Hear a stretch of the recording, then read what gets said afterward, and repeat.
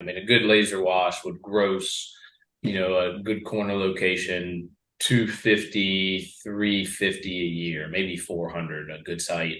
And these tunnel washes, all of a sudden, you could take a little tunnel wash on the same footprint on 1 acre and have one or two employees at a time. You probably need five on staff plus a manager, and you could gross $1 million a site annually, and you have higher expenses.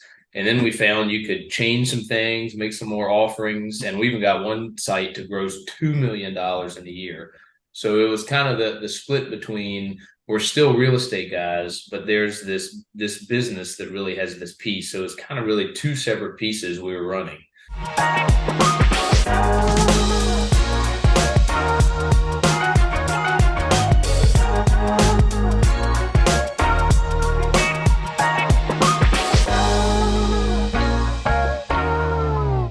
Welcome, listeners. Today, I have the distinct honor and privilege of having two great friends of mine on the show today. They're super successful in business, but they bring a ton to the table from not just a business side and success there in real estate, but also in showing us how to build a successful partnership over the long run.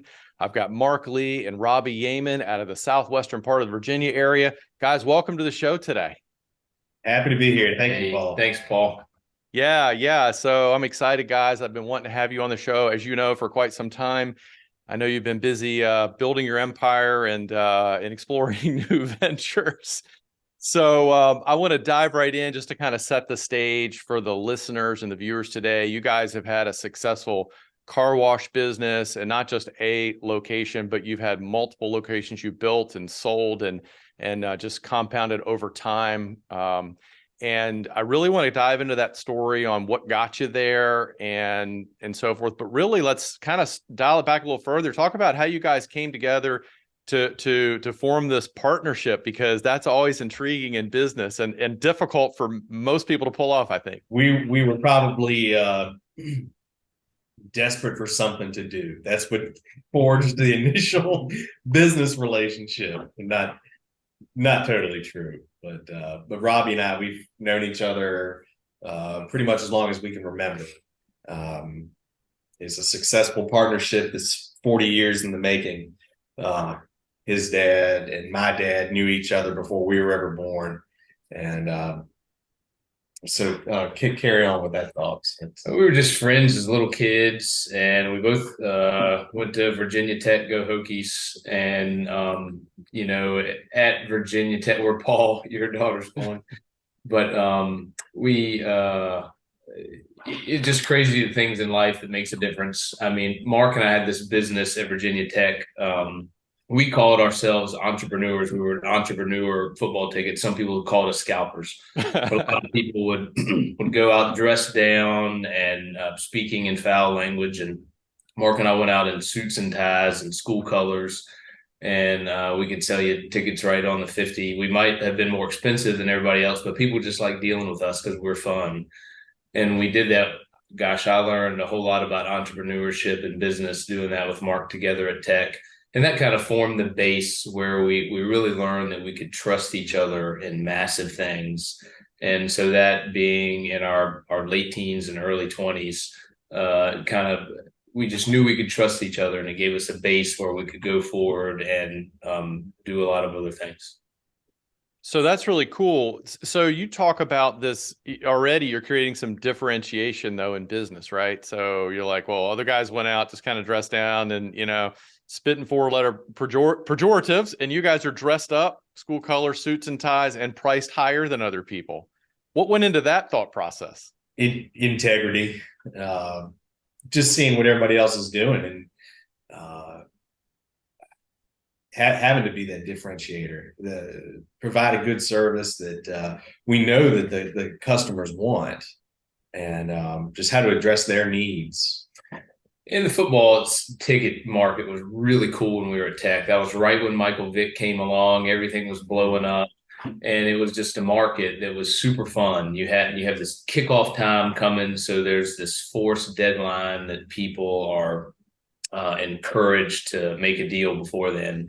So, gosh, I'm sure there are lots of books written about how to do it, but Mark and I just kind of went in there and figured things out, and we found we could work really well together. You kind of, if you have two people reading the tea leaves or reading in between the lines, you can read a market better. And each football game is like an independent event. One can be like $500 tickets, and one can be like $20 tickets, and you don't want to guess wrong. So it was just fun adventure together, and it was a great time. Mm-hmm. So then, okay, so you had a successful time there. You guys learned to trust each other and work together in business. So did you go right from there into the car wash business, or what was this? What was the journey to kind of decide this is the business we want to kind of get started in? Yeah, so basically out of college, we were both selling real estate initially, and backing it up just a little bit. I remember at an early age talking with my dad, just me one-on-one with him, asking him kind of what should I do with the rest of my life? Even maybe at 14 years old, worrying about this thing. And this may offend some of your viewers, but he told me if I ever worked for the government, he would disown me. And I don't think it'll offend my viewers. and I remember at an early age, he was a CPA in the town we grew up in, and he said that some of his most successful clients were in car washes, laundromats, and self-storage units. And so it just kind of was always in the back of my mind. And then you kind of brought up the idea of car washes. Yeah, Mark and I were both selling real estate. We were doing well independently. We were both single still at the time. Mark was selling real estate in Hilton Head, kind of beachfront stuff. And I was in McLean, Virginia, just outside the district, all around. And gosh, I remember back there, townhouses were like $100,000, but around DC they were like 400,000. So that was, those prices are old today, but we were doing well. But it just seemed like selling real estate is a really good step. But we wanted to have something we could grow and raise a family with and mortgage against. We were both praying for godly wives at the time. And so we were doing a bunch of other little small entrepreneurial stuff as well. We had the football ticket business, but we were working on this self-serve fuel thing at airports.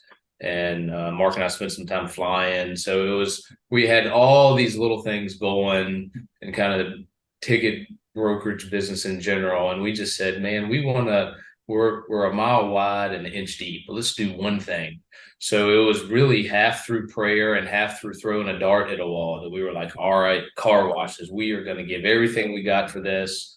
We got this little corner office in Culpeper, Virginia, and we went to all the trade shows, and we spent like almost a year. We knew every car wash in Virginia, and we were just, first of all, we had to figure out what a deal was, and then how could we buy one? How could we beg, borrow, and steal to scrape up enough money for down payment?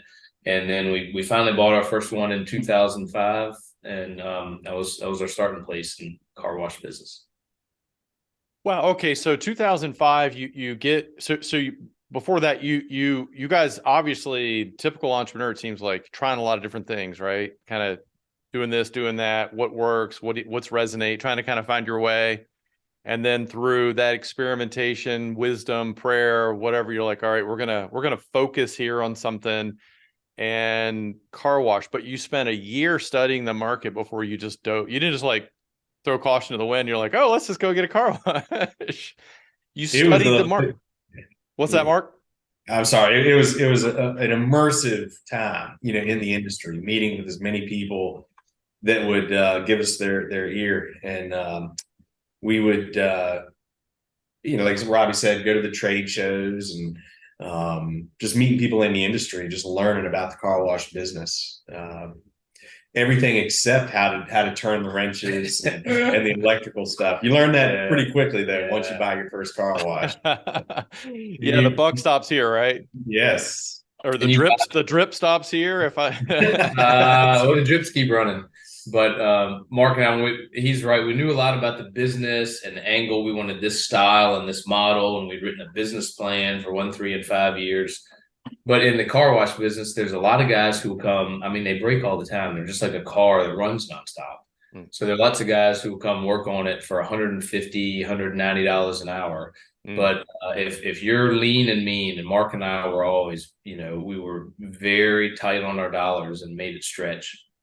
You got to fix things yourself. So I remember the day we bought it, we like walked in there and it was like, we know nothing about plumbing or electricity. And if this thing breaks, we got to fix it. So it was just trial by fire. We're like, well, let's get some tools. And, there's a lot of late nights at Washmore. A lot of times getting electrocuted, not serious. It's just enough to make you Just feel enough good. to scare you. Yeah. Well, it's not like you're standing in a puddle of water or anything, are you? Yeah. Oh yeah. Yeah, well, my grandfather was a electrical contractor. He had a small business in Baltimore, and as a little kid, he would show me how he would test the wires if they were hot by kind of licking his thumbs, but he was never standing in a puddle of water. So Yeah. So, all right. So you guys get it. You immerse yourself in the market, you study it. There's something about it that you like, other than the fact that Mark, your dad said, "Hey, I've seen car washes be really successful from an a business owner perspective." You dive in, you realize you're going to be turning some nuts and bolts to get this thing working and running.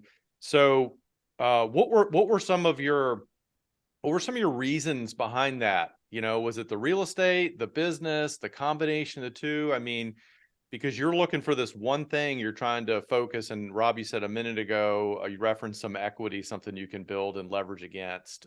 So dive into that idea a little bit.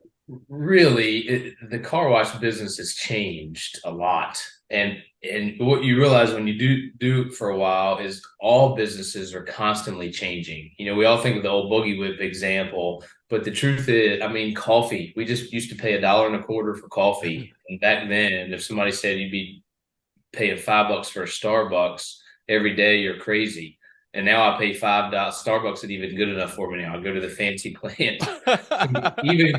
Even car wash changes, but we were kind of on the commercial real estate was our drive, and car washes were a way to, you get a really nice A site that in the future could be something else, maybe a CVS or Outback Steakhouse or some other kind of triple net lease. But in the meantime, this can pay for the debt.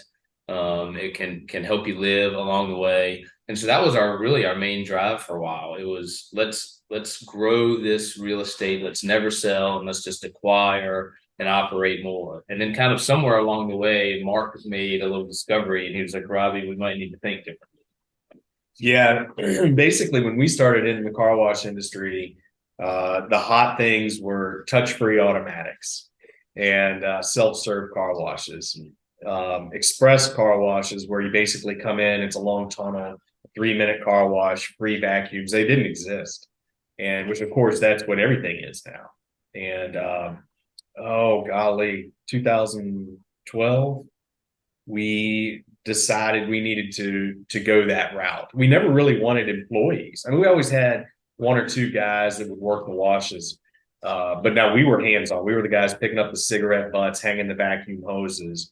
But we really wanted to avoid a crew of employees. I mean, why not just go into the restaurant business?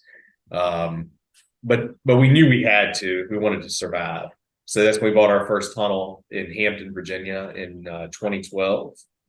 And that proved to be just a game changer. It also, it's like God was changing us at that time from being just sole operators at these little sites to actually changing us so we were influencing human beings, employees' lives. And that became really exciting, really fun, building good teams and a great culture. When we changed to the tunnels, I mean, the laser washes, they're small and they're good, but they're only going to make so much money. You're not going to kind of double what you can take in. I mean, a good laser wash would gross, a good corner location, $250, $350 a year, maybe $400, a good site. And these tunnel washes, all of a sudden, you could take a little tunnel wash on the same footprint on 1 acre and have 1 or 2 employees at a time. You probably need 5 on staff plus a manager, and you could gross $1 million a site annually, and you have higher expenses. And then we found you could change some things, make some more offerings, and we even got one site to gross $2 million in a year. So it was kind of the split between, we're still real estate guys, but there's this business that really has this piece. So it's kind of really two separate pieces we were running. And it was fun to go that route, and we were able to they both kind of grow together. But we originally were just real estate, and it's like, no, we have to pay attention to both of these. You had opportunities. Go ahead, Mark. No, I'll let Robbie speak more to this also, but leveraging the land that we had in order to grow, that was huge for us. Paying so close attention to interest rates. First of all, you can't overpay for a site. And then we would work these deals, talk to multiple bankers to try to get our rates as low as possible. But without owning the land, we never would have been able to grow. Right? We did. Yeah, so you were able to talk about that a little bit, maybe Robbie, and how you were to stair step, because not only were you moving from lasers on the corner, they had a smaller footprint, right? So now you're moving to these much larger facilities, larger pieces of land. You started to figure out the game, right, with the traffic flows and things, and how to maximize not just the real estate, but the operational piece, which meant more money, right, to invest. And before you're going to realize, talk about that. How did that work? Yeah, as we were growing, there are a lot of good opportunities out there today with SBA, but Mark and I, SBA, you get a slightly lower down payment, but there are a lot of hoops you got to jump through. So that works for some guys in some situations. For Mark and I, our main thing was we just did 80-20, a standard finance 80%, put down 20%, usually 20-year terms with like a 5 or 10-year fixed. And so you get that and you get growing. And the key is, as you pay down your equity, hopefully there's some inflationary value in that lot at the time. But as small business guys, we almost never had cash. Mark and I would beg, borrow, and steal, and we would just save up our money. And we always had not quite enough for the next deal. So we were all very lean. We could give you a piece of paper like, hey, we're doing really well, but a lot of that was based on equity, not cash. Right. So we would have to, we would refinance our old places along the way and try to use that for equity for our 20% down for the new pieces. Mm-hmm. And you have to get creative and jiggle it around. But we, I had some good spreadsheet experience from college and after, and so I'd make these pro formas for the bank. And then Mark and I would go out to like 10 banks at a time and try to make something work. And that ended up being successable. After doing some business with you, Paul, along the way, if we would have had you earlier, we could have gotten ahead further. But the financing is just such a key piece of your business, because if you're borrowing $1 million, one guy will loan it to you at 5%, one guy at 6%. Just that 1 point difference is $10,000 in interest in cash out of your pocket every year. So Mark and I mean, we would fight for 1/8 of a point. And in the end, that was just kind of part of our process of being lean and mean. And that just, the leaner you can be, the faster you can grow. So, okay. So let's fast forward the process along. So you started in 2005, and here, and you've sort of changed your focus over time. You went from, you guys were the guys sort of the traditional, I want to go into business for myself guy. You're basically still trading your time for dollars, right? You're in there, you're operating it, you're turning the wrenches, you're fixing the leaks, you're doing all that, to this epiphany that, hey, if we get a little bigger place, get a team, then now we can start leveraging our time, increasing our income. But also the other benefit is, as you mentioned, Mark, you have a chance to now influence some other people, some employees in a positive way, which I know you guys have done a lot of. But then you've continued to leverage that. And so, but there's this endpoint. Talk a little about what, so the opportunity that came downstream for you, if you don't mind. So, Robbie talked about the change in the industry, and basically private equity kind of latched on to car washes maybe 8 years ago, was kind of when they kind of saw the revenue stream. And what happened to us in Hampton Roads, had 4 sites there. Basically, our ability to grow there was stifled by these big groups coming in and building these just mega huge car washes and just kind of saturating the market. And so that it was at that point we just said let's sell what we have down here, shift efforts to the western part of the state over in Shenandoah Valley, Harrisonburg area. So I think Robbie had been looking at some land over in Harrisonburg to do a car wash, and he asked me, would you pray about uprooting your family and coming to Harrisonburg? And so my wife and I, we prayed about it, and like 2 weeks later, we're like, absolutely, let's do it. So yes, we moved to Harrisonburg, built some sites there. I'm skipping a lot of steps, of course. But we were fortunate in that we were the only man in town. We were the first of the party, and With the new express wash. with the new express washes in Harrisonburg, and just had a great time with just building building a great team at the washes and building our excuse me our subscription customers. We had a really robust subscription model at the two, or really it's just a one car wash, and we we just, Robbie and I just kept talking about it and praying about it, saying and with advice from other guys that Paul, we decided it's time to sell, while we're still on an upward trajectory. Yeah. And while we're the only man in town. And you want to take that over from there? I mean, in full disclosure, when we went from Hampton Roads, which was, saturation happens at different times. And everybody thought we were saturated with self-storage 10 years ago. And now all of a sudden there's all this new building going on.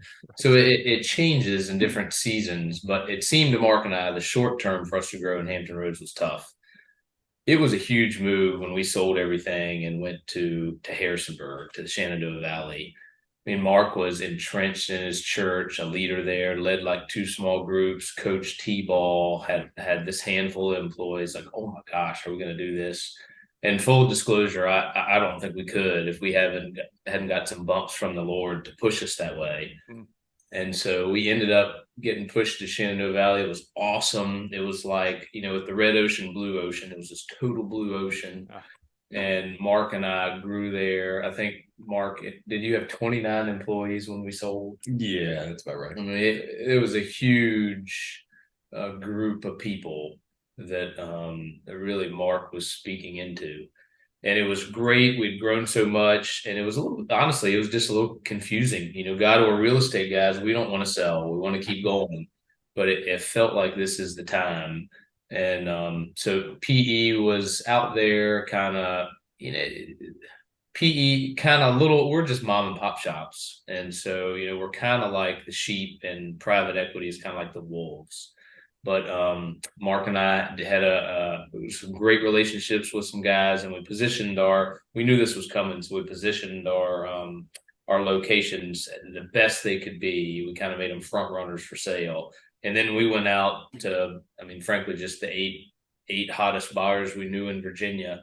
And there were a lot of brokers that wanted to get in, but we ended up just hiring our own and dealing directly with these guys. And I don't want to use the word lucky, you call it favor, but it was a great move in time. And we kind of took a lot of those assets from the sale and 1031 them into other real estate assets. So now Mark and I are trying to figure out, okay, we're still real estate guys, but what do we do now, God?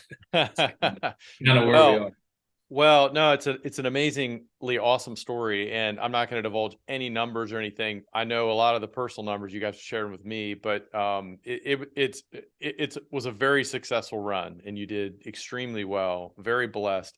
But a couple things that come to mind here, I'm thinking about just some lessons that came out of this. Before we dive into how you work your partnership and have been so successful over the long run, you're always trying to stay on the cutting edge. You started from the beginning, immersing yourself in the market to understand the pluses and the minuses and so forth. I know for a fact that you're always involved in industry events and things like that to kind of to be out there with what's new and what's hot. You're willing to change. You didn't just like, I'm going to do this business and, you know, this is what way we've always done it. It's the way we're going to continue to do it and whatever. You're sensitive to timing and seasons, realizing that there's a time for everything. And you're very prayerful about what you do, and you seek God's wisdom and counsel before you just take action, which I know a lot of, you know, it's easy just to follow everyone else today. There's noise about everything, and you can get an answer for anything, right? Somebody will give you the 10 steps to do X, and you're like, oh, we'll do the 10 steps. Well, they might be perfect for someone else, but they may not be in the playbook for you or for me or for someone, you know, in particular. So those strike me as key takeaways. Am I missing anything? Do you think that was really critical in the process, looking back? I think that you're not missing anything, but I think the biggest component is the common denominator between Robbie and I is Jesus Christ. You know, he is first and foremost in our lives. And when you have that common denominator, you have common goals, and you can work towards those common goals. And I think that's what is proven for Robbie and I to be how we've been a successful partnership throughout the years. And I think Mark would agree with this too. We put it out there that we're not the smartest guys in the room, you know, like ever. We're not the smartest guys. But anything that good has happened from us, I mean, it's just what God has blown through and done from us and through us. And honestly, when we grab the steering wheel ourselves, things tend to go off track a bit and we go in the ditch. But when you can release and let God do things, and like you said, you're changing. I mean, I would say pivot, Paul. Like we kind of we're narrow focused. We named one LLC Tunnel Vision because we get so focused on, and we're also building car wash tunnels, you know, so tunnel, Yeah, it's something we had for a while, but it's true. Things shift and change, and you have to be willing to pivot, because what I was so sure of a few years before, things just change. So, you know, but the main pieces don't. I mean, trust that God knows way more than you do. You know, I'd say there are just some lines in the sand for Mark and I. Like we would never ever, you know, as your entrepreneurs, you're kind of spirit of the law guys. But there's some lines that you just should never cross. You know, for example, on the HUD-1, whatever, if you put something on a HUD-1 and sign your name, that's like our word. So, you know, we probably could have changed some things and gotten some deals and saved some taxes, but it's just not worth it. Yeah. But the way God put us together, it's been quite a ride, and it's been something. And you know, the now, I mean, between Mark and I, we have 6 kids and wives and a lot of responsibilities, and the business still takes a lot. So it's kind of always trying to juggle and point the right direction there. What is something like in your partnership that you guys, if you want to share, and you don't have to get too personal, but do you ever have like a major banging of heads, or like something that you guys really just had to work through?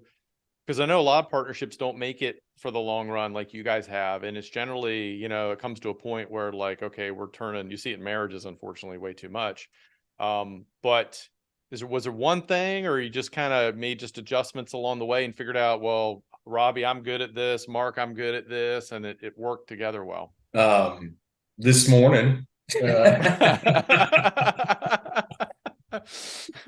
Oh no! I mean, your coffee wasn't hot enough that Robbie brought for you. It's just funny. I mean, you know, today there's this site that I want to buy, and Mark's like, I don't know, dude, maybe. And so generally we agree on like 90% of things, but every now and then there's a little. So it's like, how do you process through that and work through that?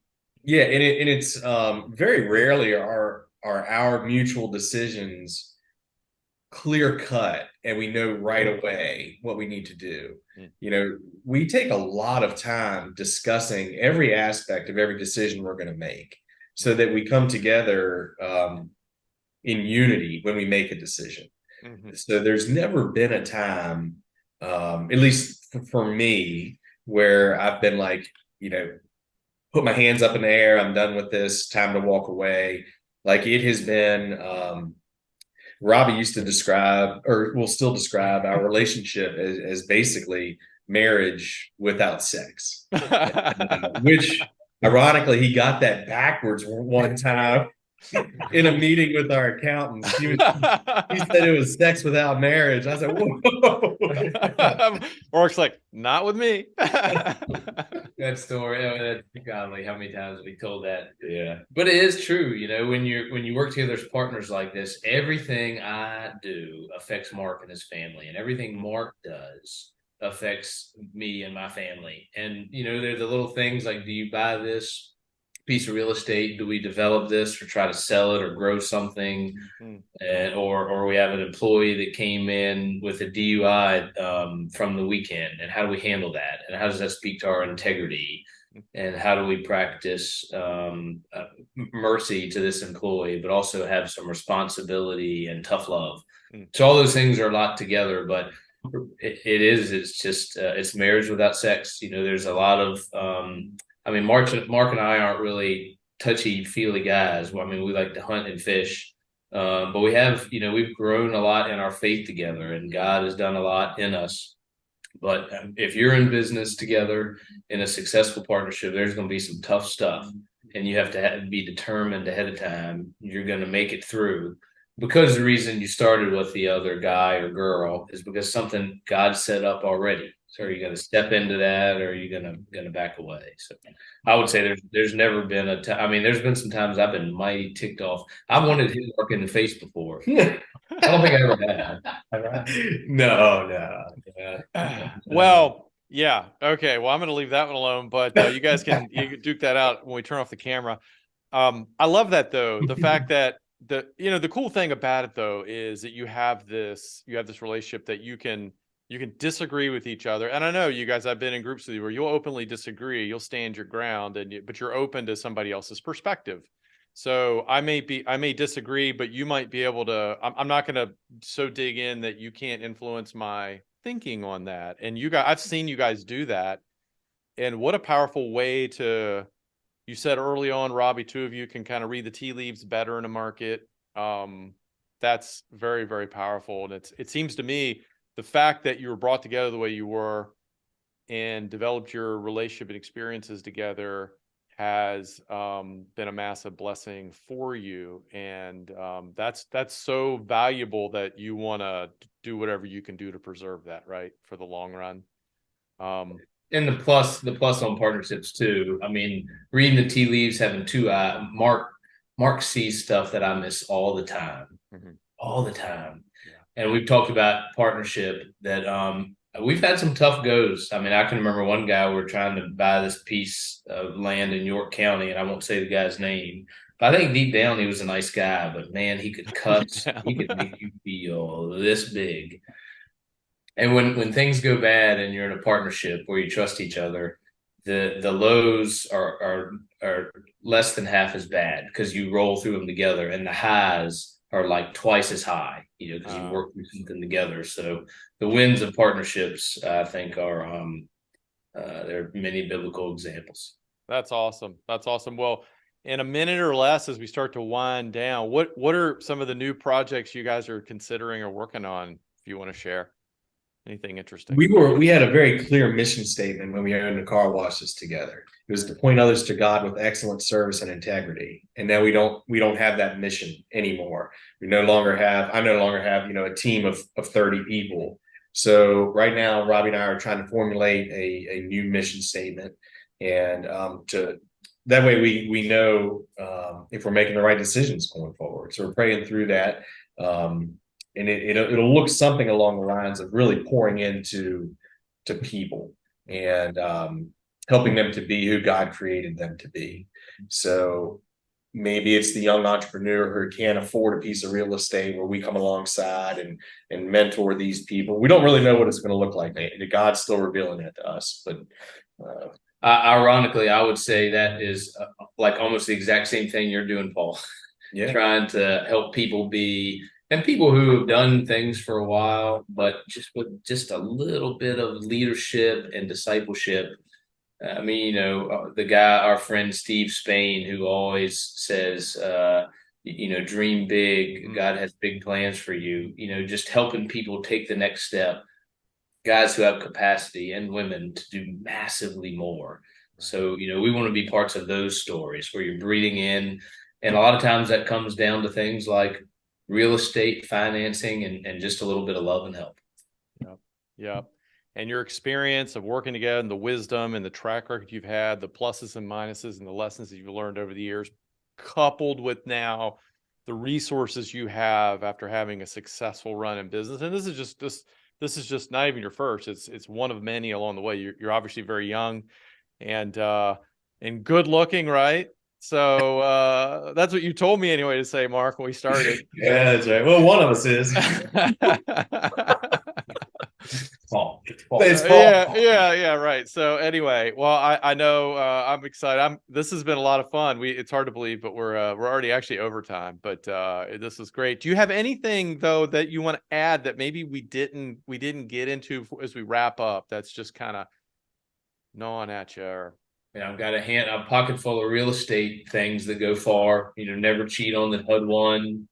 A lot of times you make your money buying real estate in the buying process. Mark said, don't overpay earlier. Things are going to go up and down, but just stay within your means. We got so many other real estate things. What's practical? Yeah, I mean, I would say if you're considering a partnership, don't dig your heels in. Be willing to defer and come together in unity. Like if it's very easy to see a partnership is going to fail if you dig your heels in. Very good. Very good. Well, good words, guys. I'm sure we could dive into 800 other topics and talk for hours. So we got to cut it off at some point. So thanks for being on the show. It was awesome. I had a great time and this is tremendous value for everybody. Thank you, Paul.